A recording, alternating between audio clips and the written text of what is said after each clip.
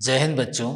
आज हम कक्षा 11वीं का chapter number 8 bank reconciliation statement bank समाधान विवरण को अध्ययन करेंगे।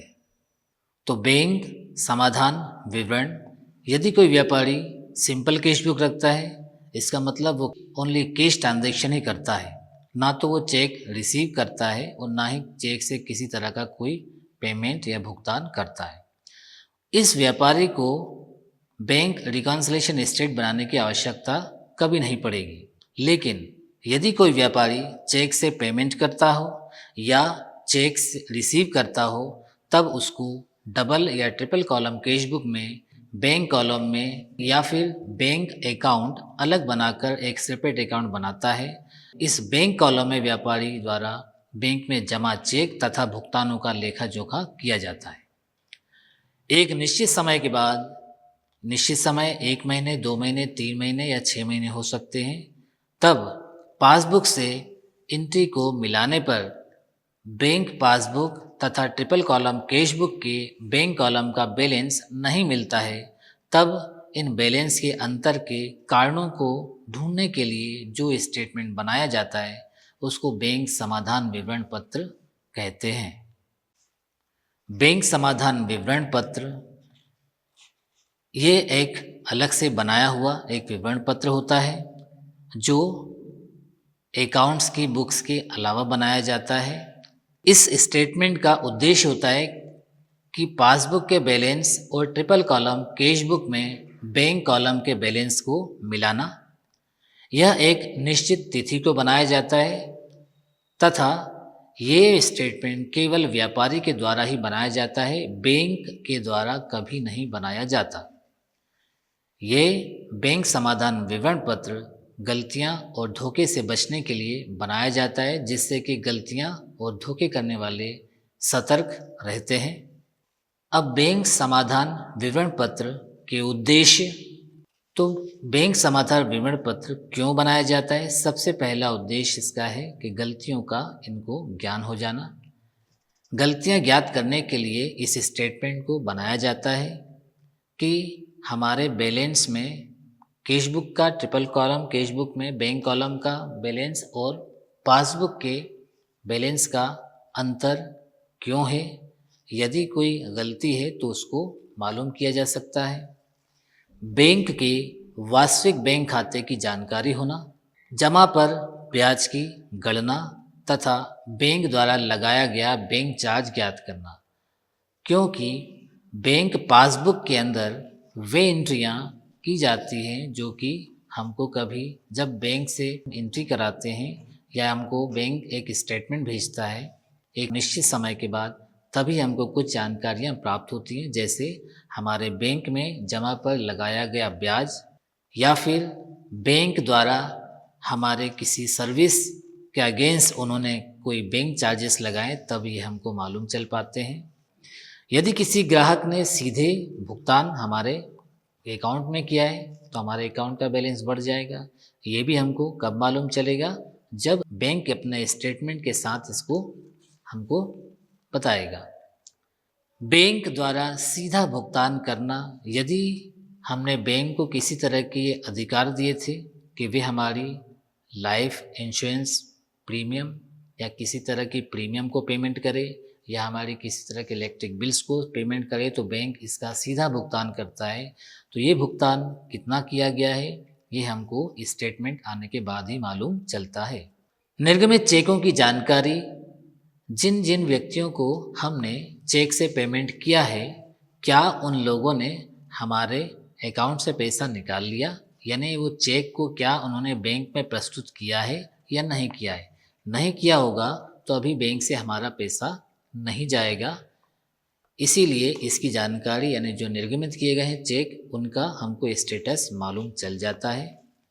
और इसका एक उद्देश्य होता है भविष्य की रणनीति बनाने के लिए कि अंतर के कारण यदि सटीक है हमको मालूम चल जाते हैं तब, लेकिन इन अंतरों को कम से कम करने का हमेशा प्रयास रहता है अकाउंटेंट का और व्यापारी का, जिससे कि भविष्य में रणनीति सटीक बन सके। तो बैंक समाधान विवरण पत्र में पासबुक तथा ट्रिपल कॉलम कैश बुक के बैंक कॉलम में जो बैलेंस रहता है, इन दोनों बैलेंसेस में अंतर जो आता है, उस अंतर के कुछ रीज़न्स होते हैं, कारण होते हैं जिन कारणों से इन दोनों बैलेंस में अंतर आता है। तो ये कुछ कारण हैं, जैसे पहला है transaction recorded in cash book. ऐसे ट्रांजैक्शन जो हम सिर्फ कैश बुक में लिखते हैं लेकिन पासबुक में हमारी कोई एंट्री नहीं होती है, इसकी सिर्फ कैश बुक में एंट्री की जाती है। तो इस कारण से अंतर बन पाता है, क्योंकि आपने कैश बुक में एंट्री किया, पासबुक में बैंक वालों को नहीं मालूम है कि, या फिर बैंक में अभी तक उसका लेखा जोखा नहीं हुआ है, तो अंतर बना रहेगा। तो सबसे पहला इसमें आता है check issued but not yet presented. यानी आपने किसी को चेक से पेमेंट किया, आपने मान लीजिए किसी को 1,000 रुपये का चेक से भुगतान किया, लेकिन उस चेक को अभी तक वो बैंक में प्रस्तुत नहीं किया, प्रेजेंट नहीं किया, क्योंकि चेक की वैलिडिटी 3 महीने होती है, जिस वजह से वह चेक अभी उसके पास रखा है। उसने सोचा कि थोड़ी दिन बाद में बैंक से पेमेंट निकाल लूँगा। उसके पहले यदि हम कैश बुक और पासबुक का मिलान करते हैं, तब अंतर उस 1,000 का आएगा सामने, क्योंकि हमने अपने कैश बुक से 1,000 रुपये डिडक्ट कर दिया, यानी कैश बुक का बैलेंस कम हो गया है, लेकिन पासबुक में अभी वो चेक प्रस्तुत नहीं किया गया है बैंक में, इसलिए कम नहीं होगा। दूसरा अंतर है आपका cheque send to bank but not yet collected. ऐसे कुछ चेक थे, किसी दूसरे व्यक्तियों से हमको चेक प्राप्त हुए, जो हमने कैश बुक में डेबिट साइड लिख दिया, इट मीन्स कैश बुक का बैलेंस बढ़ गया, लेकिन उस चेक को हमने बैंक में जब सेंड किया तो बैंक वालों ने, क्योंकि चेक को क्लियर होने में 2 से 3 दिन लगता है, उसके बीच में अगर हम बैंक पासबुक से मिलान करते हैं, तब जो चेक हमने कलेक्ट किए हैं, सेंड किए हैं बैंक को कलेक्ट करने के लिए, जो कि बैंक के द्वारा अभी अमाउंट नहीं रिसीव किया गया है, तब तक वो अंतर बना रहेगा। तीसरा है डिसऑनर ऑफ चेक और बिल्स।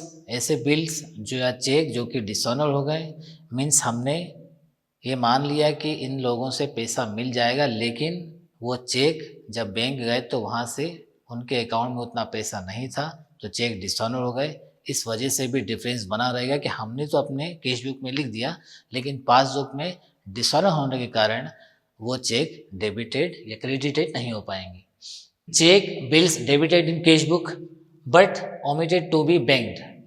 हमने चेक या बिल डेबिट साइड तो कर दिया, यानी मिल गए, लेकिन उसको भेजना भूल गए, या उनको भेजना हमने ड्रॉज में रख दिया चेक या बिल्स, और उसको बैंक में सेंड करना ही भूल गए, तो इस वजह से भी अंतर बना रहेगा। दूसरे तरह के ट्रांजैक्शंस होते हैं जो कि पासबुक में लिखे जाते हैं, लेकिन हमको वो तब मालूम चलेंगे जब हमारे को इस बैंक से स्टेटमेंट हम निकलवाएंगे, तब मालूम चलेगा कि बैंक ने हमको डिपॉजिट पर कितना इंटरेस्ट दिया, बैंक ने क्या चार्जेस हमारे काटे हैं। तो इसमें पहला आता है आपका commission and bank charges charge by bank. Bank ने किसी तरह का कोई कमीशन लगाया है, या फिर कोई बैंक चार्जेस हमें सर्विस देने के अगेंस्ट उन्होंने कोई चार्जेस लगाए, यानी हमारे पासबुक में बैलेंस कम हो गया, हमको अभी तक नहीं मालूम है। ये कब मालूम चलेगा, जब हम बैंक से स्टेटमेंट निकलवाएंगे पासबुक का, तब मालूम चलेगा कि बैंक ने कितने चार्जेस लगाए हैं, तब हम अपने कैश बुक में इसको क्रेडिट साइड लिखेंगे। इसी तरह से इंटरेस्ट अलॉट बाय बैंक, हमारे डिपॉजिट पर यदि किसी बैंक ने डिपॉजिट पर इंटरेस्ट दिया है, तो वह इंटरेस्ट का अमाउंट कितना होगा, ये भी हमको बैंक स्टेटमेंट जब हम निकलवाएंगे तभी मालूम चलेगा, जब तक इसमें अंतर बना रहेगा उतने अमाउंट से। Collection of dividend by bank, अगर हमने किसी कंपनी के शेयर्स परचेज किए थे और उसका डिविडेंड की अथॉरिटी हमने डायरेक्ट बैंक से लिंक किया है, तो बैंक जब हमको डिविडेंड रिसीव होगा वो सीधे सीधे हमारे बैंक में डिपॉजिट हो जाएगा, जिससे बैंक के पासबुक का बैलेंस तो बढ़ जाएगा, लेकिन हम अपने कैश बुक में उससे अंतर बनाए रख पाएंगे, और जब तक ये अंतर बना रहेगा तब तक हमको स्टेटमेंट से इसका क्लैरिफिकेशन नहीं प्राप्त होता है। फोर्थ आपका आता है direct deposit by customer into bank. यदि कोई कस्टमर हमारे बैंक अकाउंट में सीधे अमाउंट डिपॉजिट कर देता है, जिसके कारण पासबुक का बैलेंस तो बढ़ जाता है, लेकिन कैश बुक का बैलेंस नहीं बढ़ पाता है, ये हम मिलान तब कर पाएंगे जब स्टेटमेंट से हमको क्लियर होगा। और लास्ट आपका direct payment made by the bank, और यदि हमने बैंक को किसी तरह के भुगतान करने के लिए अधिकार दिए हैं कि हमारी इलेक्ट्रिसिटी बिल है या फिर किसी तरह की इंश्योरेंस प्रीमियम को पेमेंट करना है तो बैंक उनको पेमेंट कर देगा, आपको नहीं बताएगा। आपको ये मालूम कब चलेगा, जब हम बैंक से स्टेटमेंट निकलवाएंगे। तो इन कारणों की वजह से पासबुक और कैश बुक के ट्रिपल कॉलम कैश बुक के बैंक कॉलम के बैलेंस में डिफरेंस बना रहता है। तो इन बैलेंसेस को, ये तो हो गया रीज़न। अब इन रीज़न से हम इन कारणों का पता तो लग जाएगा, अब इनका हल कैसे करेंगे इसको हम फॉर्मेट में देखते हैं। तो बैंक रिकॉन्सिलिएशन स्टेटमेंट के फॉर्मेट को हम देखते हैं। तो बैंक रिकॉन्सिलिएशन स्टेटमेंट सबसे पहले हम लिखेंगे जिस डेट को हम इसका मिलान कर रहे हैं, बैंक के पासबुक और ट्रिपल कॉलम कैश बुक के बैंक कॉलम के बैलेंस, जिस दिन हमारे पास बैंक का स्टेटमेंट आएगा उस दिन हम पासबुक और कैश बुक के दोनों बैलेंस का मिलान करेंगे। उस डेट को हम यहाँ पर लिखेंगे एज एट 31 मार्च, और जिस भी डेट को आप मिला कर रहे हैं। फॉर्मेट में आपके फर्स्ट आपका कॉलम रहेगा पर्टिकुलर्स का, देन प्लस आइटम का और फिर माइनस आइटम्स का। सबसे पहले हम बैलेंस लेंगे। क्वेश्चन में यदि आपका कैश बुक का कुछ भी अगर नहीं लिखा है कि डेबिट बैलेंस है या क्रेडिट बैलेंस है, तो आपको ये एज्यूम करना है कि उसमें वह डेबिट बैलेंस है। इसी प्रकार से पासबुक का भी अगर आपको डेबिट या क्रेडिट कुछ बैलेंस नहीं दिया और क्वेश्चन पासबुक के बैलेंस से आपको करना हो, तब ये माना जाएगा, आप एज्यूम कीजिएगा पासबुक का क्रेडिट बैलेंस। तो कैश बुक का डेबिट बैलेंस और पासबुक का क्रेडिट बैलेंस आपके फेवर में होता है। और यदि ओवरड्राफ्ट होगा तो बैंक बैलेंस जो आपका कैश बुक का क्रेडिट बैलेंस आपका ओवरड्राफ्ट कहलाएगा और पासबुक का डेबिट बैलेंस आपका ओवरड्राफ्ट कहलाएगा, जो कि आपके फेवर में नहीं रहेगा। तो कैश बुक का डेबिट बैलेंस और पासबुक का क्रेडिट बैलेंस आपके फेवर में रहता है। Balance as per cash book, अगर डेबिट बैलेंस दिया है तो आपको उसको प्लस वाले कॉलम में लिखना है। देन इसमें आप जो प्लस वाले आइटम्स हैं, तो पहले ट्रांजैक्शन आपका आएगा check issued but not yet presented for payment, क्योंकि आपने चेक इशू किए। चेक इशू करने पर आपके कैश बुक से बैलेंस आपका कम हो गया, कैश बुक का बैलेंस कम हुआ है, तो उसको इक्वल करने के लिए आपको आपके हाथ में अभी कौन सा बैलेंस चल रहा है, कैश बुक का। तो कैश बुक को आपको क्या करना पड़ेगा, उस चीज़ को ऐड करना पड़ेगा, तब वो पासबुक से इक्वल आ पाएगा। दूसरा, interest receive by bank, bank से आपको इंटरेस्ट मिला तो बैंक पासबुक में बढ़ गया लेकिन कैश बुक में नहीं बढ़ा। इक्वल करने के लिए, क्योंकि कैश बुक आपके हाथ में है, तो आपको इक्वल करने के लिए इसमें प्लस करना पड़ेगा। Dividend collected by bank, bank ने डिविडेंड कलेक्ट किया, पासबुक में आपका बैलेंस बढ़ गया, इक्वल करने के लिए कैश बुक में क्या करना पड़ेगा, आपको प्लस करना पड़ेगा। इसी तरह से direct deposit by the customer into bank, किसी कस्टमर ने आपके बैंक में डिपॉजिट कर दिया डायरेक्ट, तो आपके बैंक का बैलेंस बढ़ गया, इक्वल करने के लिए कैश बुक का आपको प्लस करना पड़ेगा। अब इसी तरह से कुछ माइनस ट्रांजैक्शंस हैं, जैसे cheque send to bank but not yet collected, तो इनको हम माइनस वाले कॉलम में लिखेंगे कि आपने चेक तो सेंड किए मीन्स, और लेकिन अभी आपने बैंक ने वो कलेक्ट नहीं किए। इट मीन्स आपने कैश बुक में तो वो डेबिट साइड लिख दिया, मीन्स कैश बुक का बैलेंस बढ़ गया लेकिन पासबुक का बैलेंस नहीं बढ़ा। इट मीन्स आपको इसको कैश बुक से माइनस करना पड़ेगा। कमीशन बैंक चार्जेस, जो बैंक ने चार्ज किए, तो पासबुक का बैलेंस कम हो गया, हमें इक्वल करने के लिए क्योंकि कैश बुक का लेके चल रहे हैं तो हमको माइनस करना पड़ेगा। इसी तरह direct payment made by bank, bank ने डायरेक्ट पेमेंट कर दिया तो पासबुक से बैलेंस कम हो गया, इक्वल करने के लिए हमको कैश बुक से माइनस करना पड़ेगा। इसी प्रकार डिसऑनर हुए जो बिल्स हैं, पासबुक से कम हो गया बैलेंस, तो आपको भी माइनस करना पड़ेगा कैश बुक से। इसी तरह से प्लस और माइनस कॉलम को ऐड करने पर जो डिफरेंस होगा वो डिफरेंस आपका अपोजिट होगा। जस्ट कैश बुक का बैलेंस लेके चल रहे हैं, आंसर आपका पासबुक का आएगा। अगर डेबिट बैलेंस लेके चल रहे हैं तो क्रेडिट आएगा, और क्रेडिट बैलेंस लेके चलेंगे तो डेबिट आएगा। यदि आप कैश बुक का डेबिट बैलेंस लेके चलते हैं तो उसको आप कहाँ लिखेंगे, क्रेडिट बैलेंस लेके चलते हैं तो क्रेडिट बैलेंस अब आप प्लस की ओर ना लिखकर उसको कहाँ लिखना पड़ेगा, आपको क्रेडिट साइड लिखेंगे। और ये प्लस वाली आइटम्स आपकी प्लस ही होंगी और माइनस वाली आपकी माइनस वाले कॉलम में लिखना है। सेम क्वेश्चन वैसी तरह से होगा। पासबुक का डेबिट की जगह आप क्या लिखेंगे, यहाँ पर क्रेडिट बैलेंस हो जाएगा, लेकिन आंसर अब आपका क्या होगा, क्रेडिट की जगह डेबिट बैलेंस आएगा। अगर कैश बुक का क्रेडिट बैलेंस होगा तो पासबुक का आपका कौन सा, डेबिट आंसर आएगा। तो कैश बुक का आपका डेबिट बैलेंस हो या क्रेडिट बैलेंस हो, प्लस वाली आइटम प्लस कॉलम में लिखना है, माइनस वाली माइनस कॉलम में। बस आपको एक ही चेंज करना है, कैश बुक का डेबिट बैलेंस में प्लस की ओर आपको अमाउंट लिखना है और क्रेडिट बैलेंस में आपको कहाँ लिखना है, माइनस की ओर। तो बच्चों अब हम बैंक रिकॉन्सिलिएशन स्टेटमेंट का क्वेश्चन करेंगे। इसमें मिस्टर अनंत की कैश बुक का डेबिट बैलेंस आपको दिया है 26,015। तो सबसे पहले डेबिट बैलेंस दिया है तो हम इसको प्लस की ओर लिखेंगे 26,015 रुपीज़, माइनस में कुछ नहीं है तो वहाँ पर हम डैश लगाएंगे। इसके बाद दिया है cheque issued but not yet presented for payment. तो cheque issued but not yet presented for payment, जब कैश बुक का डेबिट बैलेंस होगा तो इसको क्या करेंगे, हम प्लस करेंगे। तो ये प्लस आइटम में आएगा फर्स्ट आपका चेक इश्यूड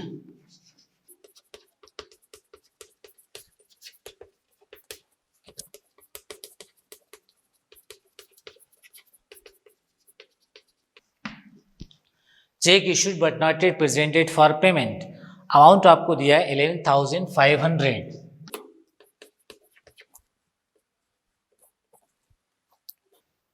देन आपके क्वेश्चन में दिया है cheque deposited into bank but not yet collected, cheque आपने बैंक में सेंड तो किए हैं लेकिन अभी वो बैंक में कलेक्ट नहीं हुए हैं। तो कैश बुक में क्या हो गया, बैलेंस बढ़ गया है और पासबुक में बैलेंस अभी नहीं बढ़ा है।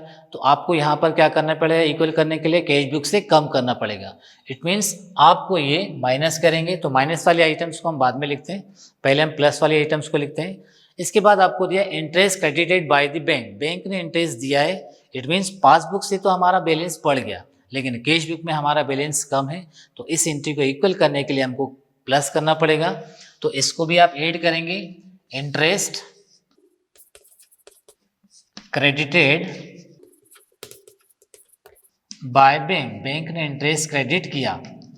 अमाउंट आपको दिया है इंटरेस्ट क्रेडिटेड बाय बैंक का 550। सो 550 आप प्लस में लिखेंगे, माइनस में आपका कुछ नहीं, वहाँ पे आप डैश लगा दीजिए।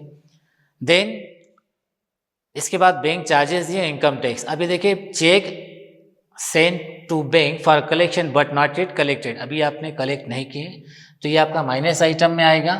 तो माइनस में सबसे पहले आप लिखेंगे check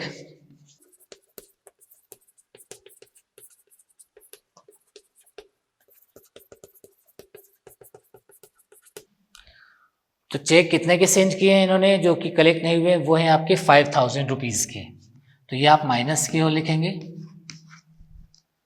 then bank charges, bank charges आपके बैंक चार्ज होने पे भी कैश बुक पासबुक का बैलेंस आपका कम हो गया लेकिन कैश बुक का बैलेंस अभी कम नहीं है, इक्वल करने के लिए आपको माइनस करना पड़ेगा।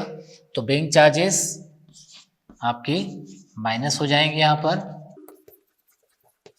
बैंक चार्जेस अमाउंट आपका 65 रुपीज़। एट लास्ट आखिरी में आपको दिया है income tax paid by the bank, bank ने इंटरेस्ट इनकम टैक्स जो है वो पेड किया है। तो आपका पासबुक का बैलेंस कम हो गया, कैश बुक का बैलेंस कम नहीं हुआ। इक्वल करने के लिए हमको कैश बुक से माइनस करना पड़ेगा क्योंकि हम कौन सा बैलेंस लेके चल रहे हैं, कैश बुक का। तो आपको इनकम टैक्स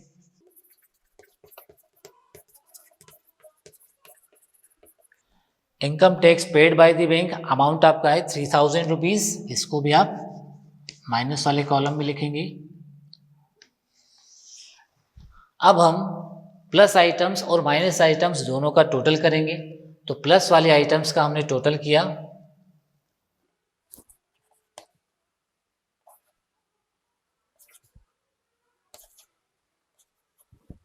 देन यहां माइनस करेंगे तो आपका ये आया 8,065। दोनों में डिफरेंस निकालेंगे आप, 38065 माइनस 8065, तो आपका आंसर आया 30,000। देखिए आंसर जो आया आपका किसका, कैश बुक का लेके चले थे आप बैलेंस, आंसर आपका पासबुक का आएगा। डेबिट बैलेंस आपका कैश बुक का लेके चले तो अपोजिट इसका क्या आएगा, क्रेडिट बैलेंस। तो आपका आंसर आएगा बैलेंस